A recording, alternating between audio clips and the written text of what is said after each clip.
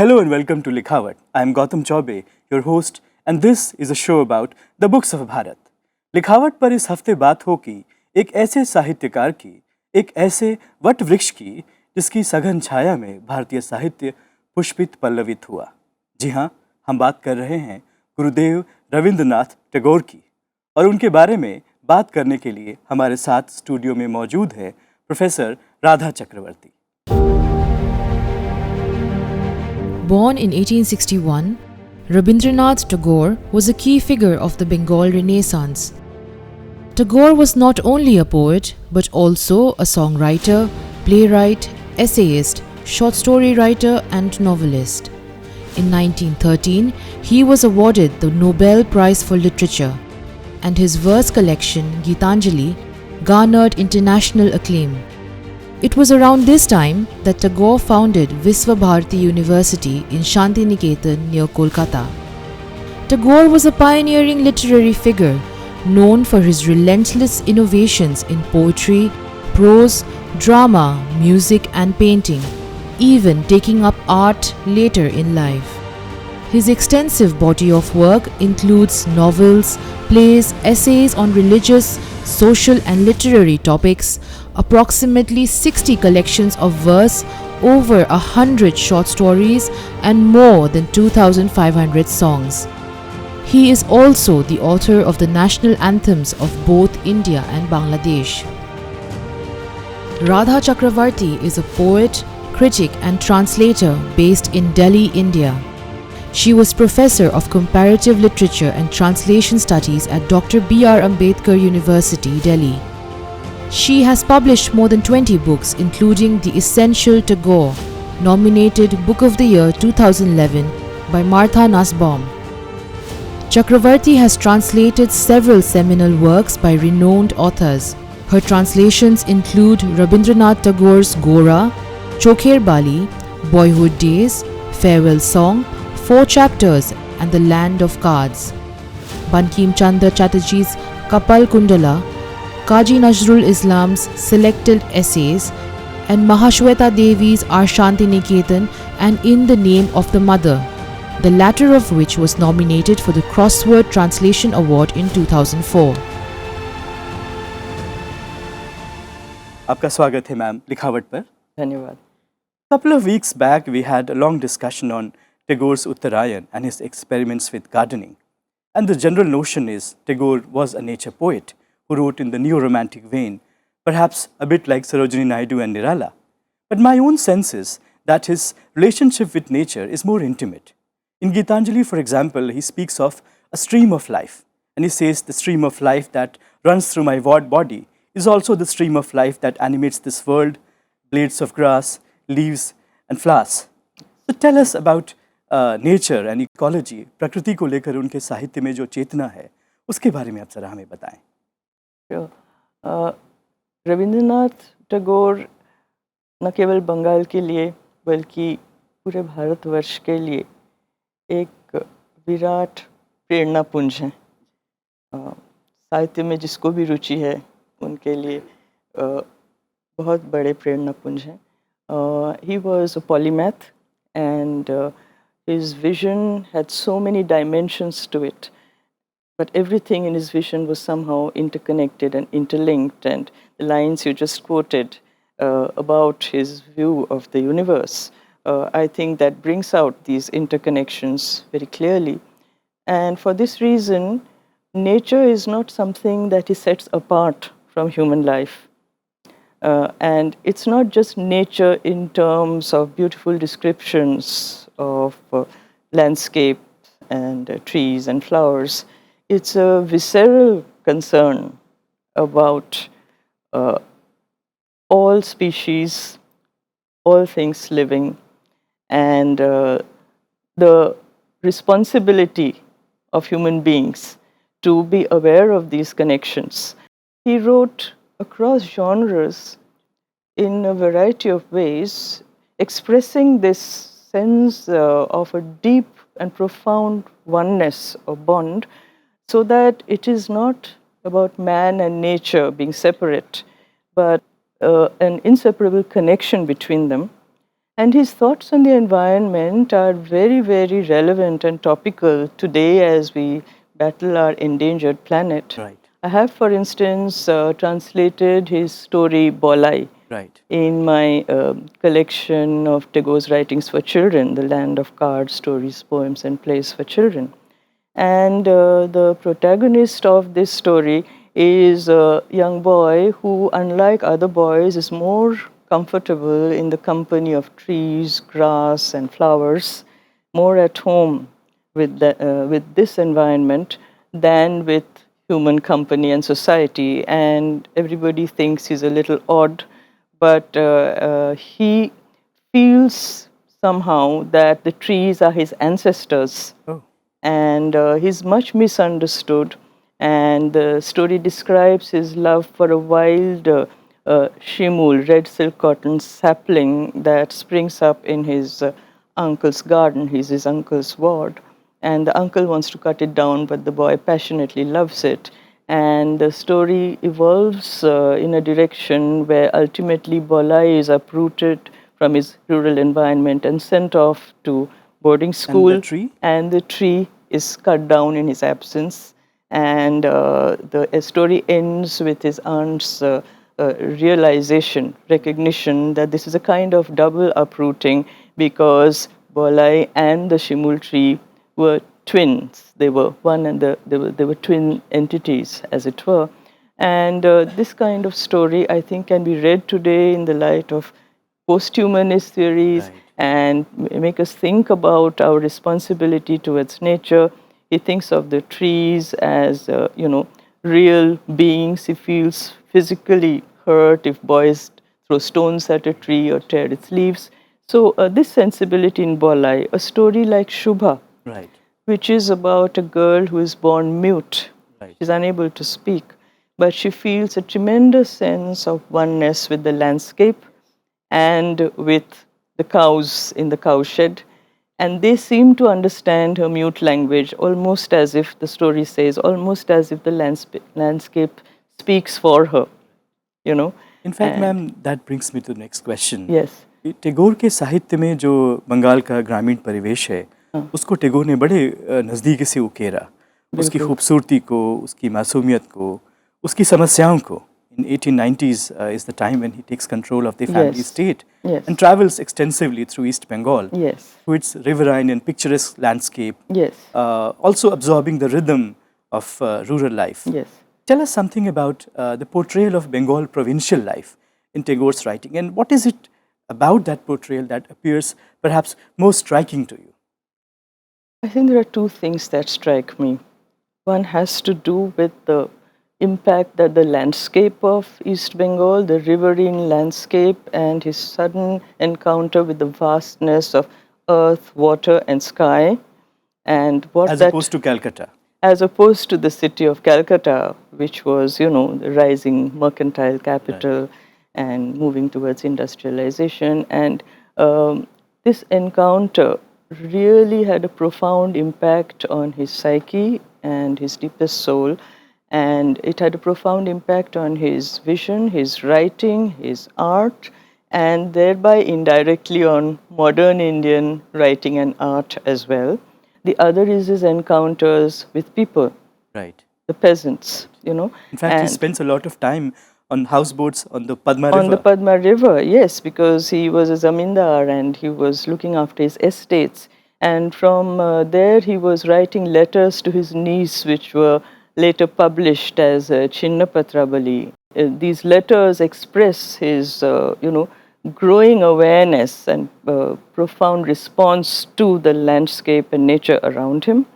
But we also see side by side with that how he recognized for the first time, he came face to face with the plight of the common people, and he saw their oppression, exploitation, and he understood the need to, awaken, I think, people's conscience regarding this matter. And this fed into his writings in a very important way. There's a wonderful description of the advent of the monsoon at the end of the story, Atithi. and it runs for 3 paragraphs, and it's beautifully brought to life by Tapan Sinha in his 1965 film. And the landscape, as I said, it plays a role in Bolai and in Shubha very importantly as well. But there are some stories in which the setting itself becomes the speaker. An early story, the Ghat story, for instance, the river Ghat becomes, the narrator of the story. So we see how, he accords awareness, life, sentience to non-living things, and for him, nature had that kind of reality.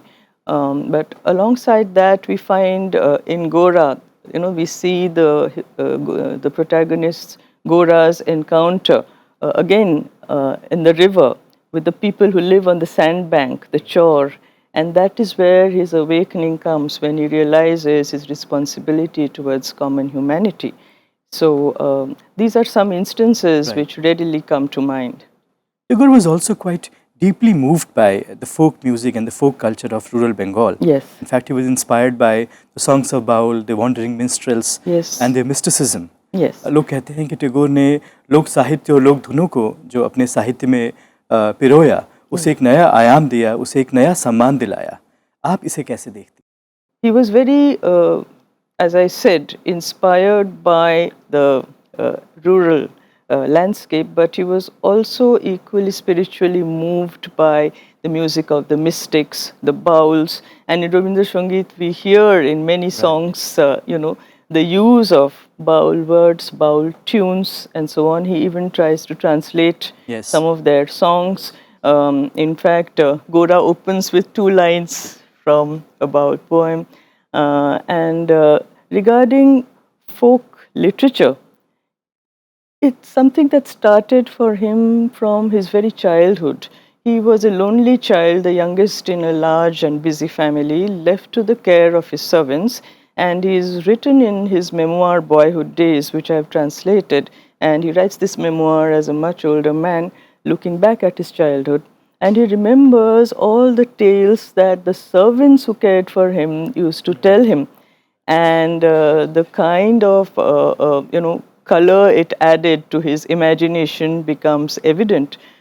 So it began from there, and also from his own avid reading of fairy tales. So when we say Lok Sahitya and the folk element, it's not just from Indian Right. folk tales. He was also reading Hans Christian Andersen, for instance, and some people read into Shubha, both stories from Thakuma Jhuli, which is a Bengali treasury of children's tales, but also Hans Christian Andersen's Little Mermaid, perhaps, Right. because the connection with the water and so on, and her muteness, etc. So these are ways in which we find the folk element very, very strong in his writings, and we see it accentuated, in Shantiniketan, of course, where he creates his university in the lap of nature. Tagore was born in Calcutta, and it was in Calcutta that he drew his last breath. Yes. But his relationship with the city appears quite complex to me. And I'm reminded of a poem about Calcutta, Strange Dream, when he wakes up to realize that Calcutta is moving, is marching with unsteady steps. Yes. The brick houses are moving like rhinos. The streets are slithering like a snake. And he says, what do I care if Calcutta goes to Delhi or to Bombay or to Lahore or to Agra or even sails across to England? Yes. Tell us a bit about his relationship with the city. क्या कलकत्ता उनके लिए आधुनिक था? क्या कलकत्ता में वे सहज थे? कलकत्ता का स्वरूप रविंद्रनाथ के साहित्य में समय के साथ बदलता गया है. When he was a child, he describes vividly in Boyhood Days, in his memoir, a pre-industrial Kolkata, looking out of his window, the life he sees in the street. And he speaks with profound nostalgia, saying that, there was no electric light then, there were no motor cars, and he describes the way in which the horse-drawn carriages would pass down the street. He also sees that as a marker of the social hierarchies that prevailed at the time, how women would travel in palkis, and women from elite families would have an extra covering on the palki to shield them from view. and so on. He was, he gives a very vivid account of how Kolkata was those days, and the house of Jodashanko was, of course, located right there in the heart of things. But later on, in later works like Yoga Yoga, we see the portrayal of Kolkata as a city which marks the transition from the feudal system to mercantile capitalism. And when the protagonist Kumudini moves from the country to the city after her marriage, through her eyes we receive a very negative impression of the life in Kolkata, driven by competition and wealth and a set of values that is offset against what is associated, the ideals associated with the countryside. So Calcutta evolves in Tagore's vision. Tagore, like many other writers, drew upon his own life experiences. And even though he writes his autobiography, as you pointed out, very late in his life, he was already 47 when he starts writing Jibon Smriti. Yet the shades of the autobiographical are interspersed in his writings. खासकर उन कहानियों में जो भावना प्रधान है, तो टैगोर का जो व्यक्तिगत जीवन है जो उनके साहित्य में उभर के आता है, उसे आप कैसे देखती हैं? There is a very kind of strong autobiographical element in many of his writings. For instance, if we look at his stories, Ghater Kotha or Jibito Mrito, the living and the dead, and the Ghater Kotha is the Ghat story, both end with a woman jumping into the water and committing suicide. And it has led critics to feel that perhaps he was processing his grief at the suicide of his sister-in-law Kadambari Devi, who was his childhood playmate and his muse, his first muse. So this kind of element. Then the famous story, The Hungry Stone, Right. Sudito Pashan. So this story is set in Shahi Bagh in Ahmedabad, which Tagore had visited when he went to stay with his brother, who was a civil servant posted there in Ahmedabad. And from his vivid memories of his visit to Shahi Bagh came this story.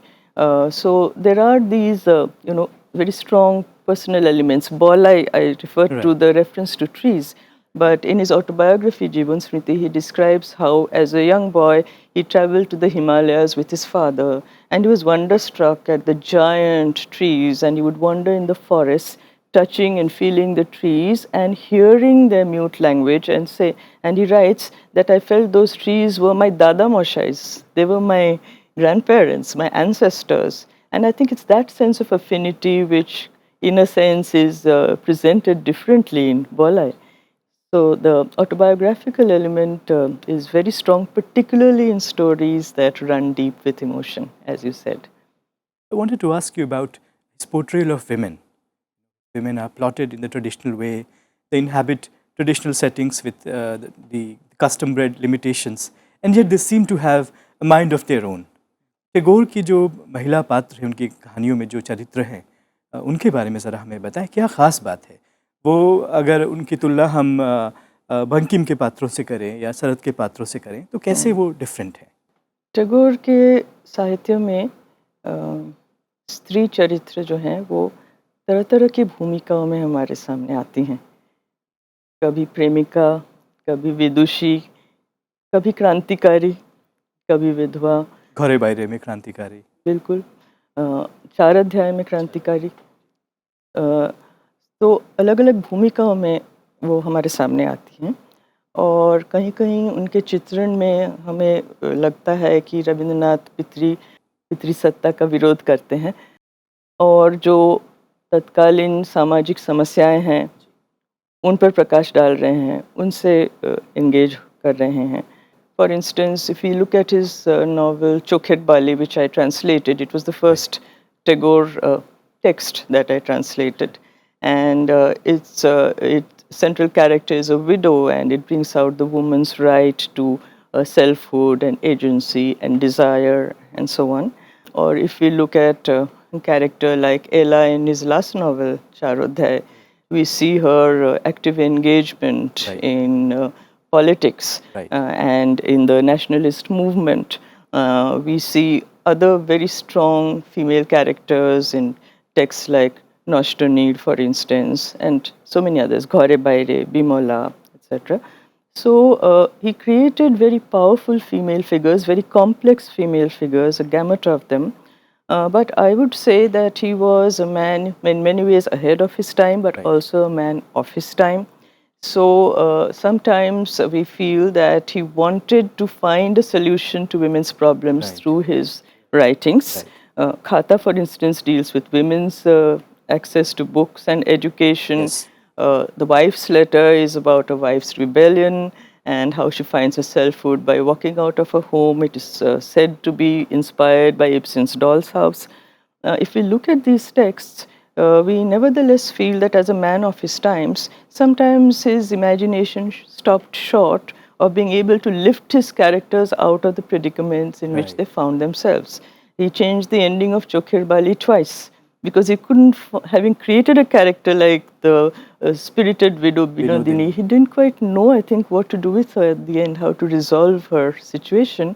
So it's, I would say that he talks of women as harbingers of change. He addresses social issues, and there's a deep psychologizing in the way he presents all these women characters.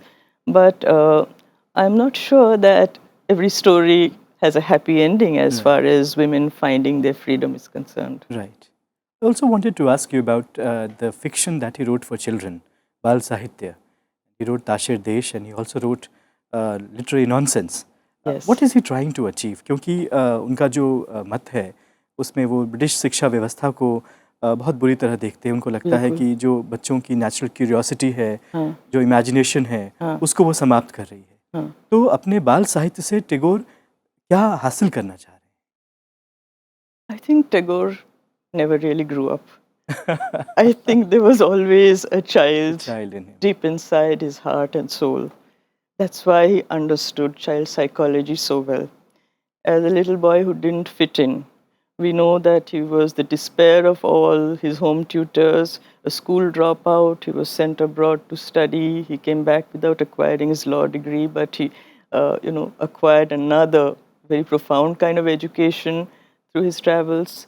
We know these things, and out of, I think, the bitterness against the very restricted way in which society was presenting the world to children came his children's writings.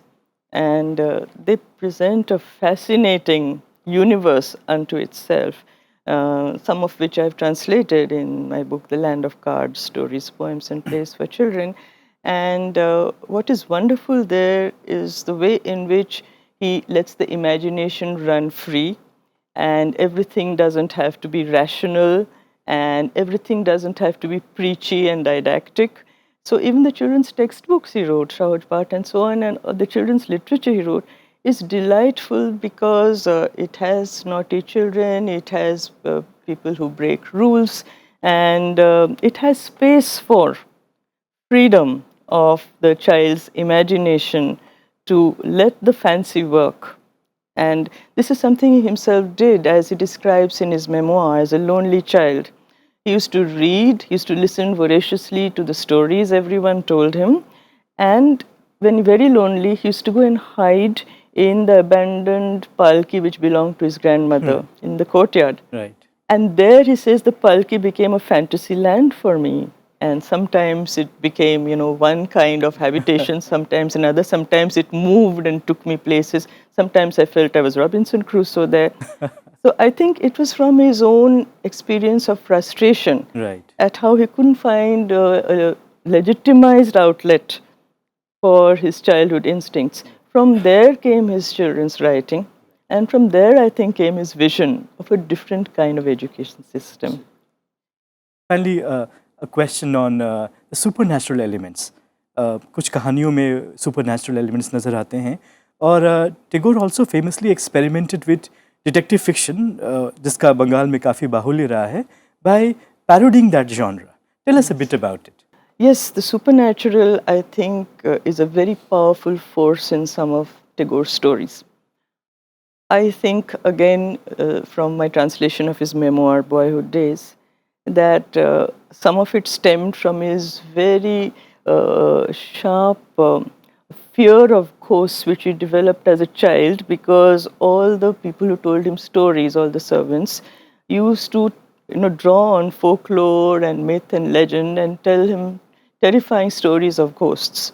And he describes how in the huge dark mansion of Jorasanko, he was convinced it was teeming with ghosts, and he was sometimes scared to cross a lonely dark Right. corridor. There was no electricity, Right. and he was very sure that the ghosts lurking there were very real. He says fear was so real that if you were sitting at the table and your feet touched the ground, a shiver would run up your spine because you wouldn't know what's lurking under that table. And by the way, Bengali ghosts are very specific. So he remembers very clearly his conviction that there was a Shakchudni, a female ghost who wails in nasal voice and has a fondness for fish. And I remember translating this ghost as a she. And my English editor, she said, "Why have you used she?" And she cut it and made it a he. And I wrote to her and said, "No, Bengali ghosts are gendered. This is a woman ghost." And then he describes how he was convinced, and there was lore that looking out of the window at night, he could see a giant figure with one leg on the almond tree and another leg on the third floor parapet. Right. And he was terrified of that. There was a kind of underground chamber which had large earthen pots where drinking water was stored. And he was terrified of going there in the dark. He was sure all kinds of spirits lurked there. Right. And he was sure that the spirits lurking there were of the traditional Bengali kind, with giant eyes on their chests and their feet turned backwards and their ears sticking out like, kulo, which is the basket for husking rice. Perhaps his most famous ghost story is Hungry Stone, of course, where he goes back to the pre-colonial past and it's inspired by the palace at Shahi Bagh. Right. And it's full of atmosphere, but it's also an engagement with history, even as it is a supernatural story. But other stories like Monihara, Konkal, all of these draw on the element of the supernatural in very, very effective ways, using the uncanny, using folk elements, using his own imagination. Regarding the detective story, of course, there has been a long tradition of detective fiction in Bengal. Today, I think most of us know about Byomkesh Bakshi and Ray's Feluda, thanks to TV serials and the media. But there's been a long tradition. And what Tagore parodies in his story Detective is the cloak and dagger version. Very, very, visible cloak and dagger version of detective fiction, and the kind of figure of the typical detective, very dashing, very visible. And in his story, there is this man who fancies himself as a detective, and his roommate is convinced is a thief because he keeps lurking around and being very shady and not being visible at all. And all the time he's keeping an eye on him, and he keeps telling the police that, "I think I found the thief you're looking for," etc. Then one day the man vanishes, but then it is discovered, the narrator discovers that actually the real detective was this unobtrusive man who took such pains to hide that nobody would ever notice him. So it's a whole parody of a Right. certain kind of detective fiction and a certain kind of dashing figure of the very visible. Thank you so much professor साहब, आज detective. आप हमारे साथ जुड़ी और टैगोर के साहित्य के विविध आयामों से आपने हमारा परिचय कराया और इतनी अच्छे से, इतनी खूबसूरती और बारीकी से परिचय कराया। आपका बहुत बहुत धन्यवाद। धन्यवाद। शुक्रिया। Thank you for watching today's episode. आने वाले एपिसोड में भी हम प्रोफेसर राधा चक्रवर्ती से टैगोर पे अपनी बातचीत जारी रखेंगे। आप देखते रहिए सनसेट टीवी। मैं हूँ आपका होस्ट गौतम चौबे। नमस्ते।